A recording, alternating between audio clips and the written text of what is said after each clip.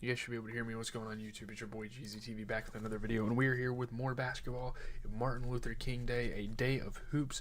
Obviously, we had the national championship, but that's not even really worth talking about. So, yeah, Monday, January 20th, happy Martin Luther King Day. Hopefully, you enjoyed your extra day off of school, you know. But we had 4 good games. I think we had like 4 good games tonight. We're going to first start by talking about the Mavericks Hornets game, which I watched a decent amount of this actually earlier in the day.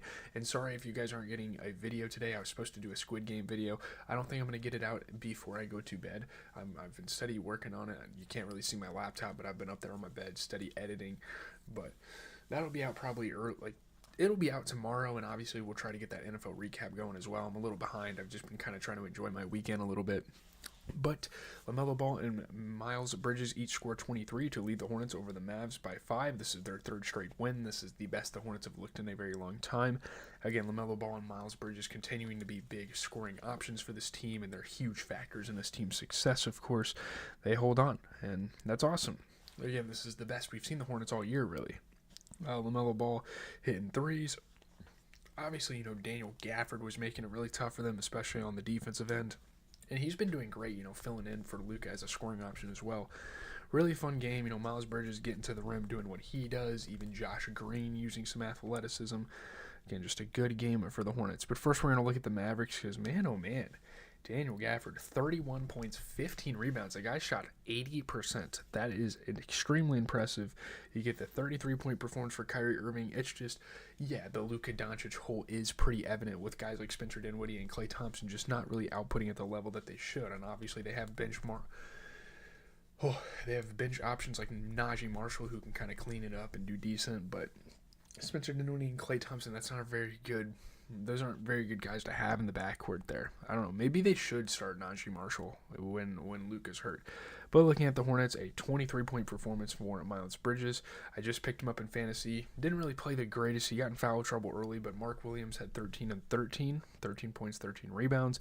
You get a 23-point game for LaMelo Ball. Sorry, I am tired. This is the last I'm going to be fucking recording tonight, so just bear with me here. I'm just trying to finish it out. He shot 50% from 3, and they get the victory. Moving on here, the next game I'm going to talk about is the Timberwolves and the Grizzlies, kind of down to the wire. Man, the Grizzlies are such an underrated team in this league, and they're top 5 in offense and defense. So, safe to say they are on the upper echelon now. Not a lot of people consider them to be contenders, and I don't know if they necessarily have what it takes to win a championship, but dude, they are nice. Jaren Jackson and Desmond Bane lead a fourth quarter rally as the Grizzlies beat the Timberwolves by 2. Great scoring night for Jaren Jackson Jr., especially in the fourth quarter, just kind of closing out the game, getting a big-time performance. Sorry if I'm, bouncing my mic and it's making noise in there. But, yeah, obviously Desmond Bane's going to be a great scoring option. And obviously, recently, Ja Morant hasn't had the greatest games in the world. But, again, he has those 2 options to fall on. And they've had those options for a couple of years. But they're just now kind of starting to figure out how to win as a team with that. So, it's awesome. They shine down the stretch. Very clutch squad this is. Ja Morant in and of itself is a very clutch basketball player too. But, obviously Anthony Edwards is going to make it tough any time you play the Timberwolves. Of course, he was hitting good shots. Even Ja Morant was out there. 2 of the best finishing guards in the league going against each other. Made for some really fun basketball. Ja Morant's setting up teammates like Santi Aldama, who's using his length to make plays. It's awesome. Yeah, it's awesome. Ja Morant, when he's not scoring, he is a really dope, facilitator for this team. But you look at the Timberwolves, you get an 11-point, 12-rebound performance for Jaden McDaniels. Jaden McDaniels. You get a 32-point performance for Anthony Edwards. And, man, 29 points for Naz Reid off the bench off of 50% three-point shooting, 55% overall. That guy's a fucking beast. Every time I watch him play basketball, he makes his shots. He is so consistent with that. Obviously not a great game for Rudy Gobert. Now, obviously, we don't expect him to be an offensive player, but to an extent, you can expect more out of him. Now, they have Rob Dillingham, Nickeil Alexander-Walker, they have Naz Reid, they have decent options like that off the bench. But, again, Rudy Gobert just needs to have a little bit more output on the offensive end, and he needs to even rebound more because he played pretty under average this game, and they needed a little bit more out of him. You look at the Grizzlies, though, you get a 24-point, 11-rebound performance for Jaren Jackson, who shot 50%. You get a 22-point performance for Desmond Bane, who shot 67% from 3, 50% overall. So not only are those 2 scoring, they're scoring at very efficient levels, so that is really awesome to see. Shout out to the Grizzlies for the victory. We are going to move on now to the Hawks and the Knicks, the forever coveted rivalry. You know, as long as Trae Young's in the NBA, that's always going to be a known rivalry. Jalen Brunson, though, scores 34 to lead the Knicks over the Hawks by 9. All sorts of slander going Trae Young's way on social media, as expected from the Knicks fans. Yeah, great scoring night for Jalen Brunson, though. Just kind of taking control, leading a great basketball team to a victory here against another pretty good basketball team. Straight Jalen Brunson, man. Obviously, Jalen Johnson was making it tough. He was getting some tough finishes to fall, and he's awesome to watch. Really fun game here. Cat got a tech for arguing. There's that. Clint Capella was hitting some tough shots for the Hawks, but at the end of the day, it was the Knicks that win the day. I mean, you look at the Hawks, not really a bad game at all for this team. They played pretty decent for what they've been given this year. I mean, 11 points and 12 rebounds for Jalen Johnson, continuing to have a somewhat kind of consistent sophomore year and a possibly most improved season. You get 27 points for Trae Young, and yeah, he had a lot of turnovers. It's bad, but like he still ended up shooting 50% from three and had barely a negative plus minus. And you look at guys like DeAndre Hunter, he had 22 points, he shot 50%. Obviously, Bogdanovich, kind of an off game for him. I don't know, there's weird rotation. He only played 15 minutes. I'm not really sure about that. But yeah, not the greatest game for Bogdanovich. One of the worst games I've seen him play in a long time, just not really getting involved. So obviously that's going to need to change in the future if the Hawks want to win basketball games.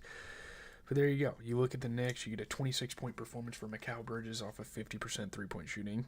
You get a 34-point performance for Jalen Brunson, who shot 60% from three, 67% overall. Very, very efficient performance for him on the scoring end. So, again, Knicks, great victory. Shout out to them. We're going to move to the final game of the day and possibly the highlight of the day, the Jazz, the Pelicans. I know these are two teams that are kind of out of it and two teams that no one's really looking to make a push, of course, because they really can't. We're nearing February, and these teams only have, and they have under 15 wins, so it's not looking great. But really fun basketball. CJ McCollum leads the Pelicans to a franchise-best 25-point comeback, the biggest comeback in Pelicans history. They win by 4 in overtime over the Jazz. And that just attests to the Jazz finding ways to lose games left and right all season long. It just shows how bad of a team they are. Obviously, CJ McCollum, fantastic scoring night, especially in overtime, though, especially when this team needed it. Very timely buckets. Awesome. Really fun watching this. Man, CJ McCollum, just a vintage performance. Not vintage, obviously, because he's not like a great basketball player, but one that, if you're a Pelicans fan, you're going to remember. Obviously, if you're an average NBA fan, you won't really care about, but really dope game here. Like, even Trey Murphy III was hitting some huge shots in overtime, and he's been a huge factor for them this season. Isaiah Collier was trying to win the game, and he actually played pretty good. That fell short. DeJounte Murray hit some huge shots. I mean, my goodness. Clutch, timely baskets from their three best scorers, and that's what you expect, obviously.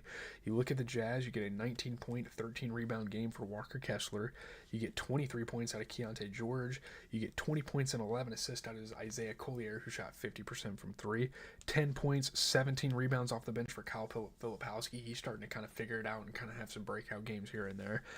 But, man, what the hell was Cody Williams doing this game? I mean, I guess he got hurt, but still, you know, he for the minutes he had this game, he could have done a lot better, and they could have put anyone else in the game, even Elijah Harkless, and they have Patty Mills, and Bryce Sensabaugh, Kyle Filipowski, Drew Eubanks. They have all these sorts of pieces. I don't know why they're even starting Cody Williams. Like, I'm not hating on him. I know he's J-Dub's brother, and that's awesome. I don't know, though. You look at the Pelicans, you get a 45-point performance for CJ McCollum, 26 points, 11 assists for DeJounte Murray, almost had a triple-double, which were the type of games we'd see from him in San Antonio. You get 24 points out of Trey Murphy III, who shot 40% from three, and that is going to close out the night. Kind of looking ahead at some Tuesday basketball. Obviously, I'm going to be watching a decent amount of basketball tomorrow, I think. But I'm not really excited for tomorrow's games. It's not the greatest slate, obviously. Again, if there's close games, we will talk about them, but we will have to see. I'm not really sure why the Knicks and the Nets are playing on TNT. I think that's a very odd move from the NBA. But yeah, I'm going to get going here probably for an hour, 15 minutes or so, just kind of work on some editing for the night, try to work on the Squid Game video, because I probably should have got the video done today. It just was doing a bunch of things, kind of got sidetracked.